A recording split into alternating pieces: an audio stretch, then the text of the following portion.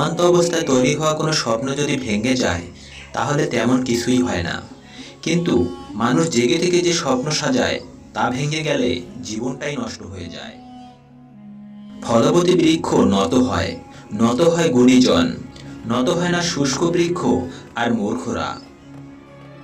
ধৈর্য ধরো, শান্ত থাকো, কথা বলো কম, খুব পরিশ্রম করে যাও, সময় তোমার আসবে, সেদিন জবাবটা দিয়ে দিও। কথা বলার আগে যে শক্তি ও যোগ্যতার প্রয়োজন, চুপ থাকার জন্য তার চেয়ে অনেক বেশি শক্তি আর যোগ্যতার প্রয়োজন। জীবনে পিছিয়ে পড়া বলে কিছু নেই।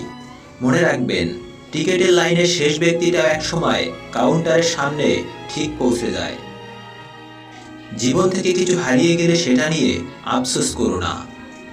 এটা জানবে তার পরিবর্তে আরো ভালো কিছু তোমার জন্য অপেক্ষা করছে। শব্দের চেয়ে আলোর গতি বেশি, এজন্য কিছু মানুষকে কথা না বলা পর্যন্ত উজ্জ্বল দেখায়। জীবনে লক্ষ্য না থাকার সবচেয়ে বড় সমস্যাটি হলো তুমি সারা জীবন মাঠের ভেতরে ছুটেও গোল দিতে পারবে না।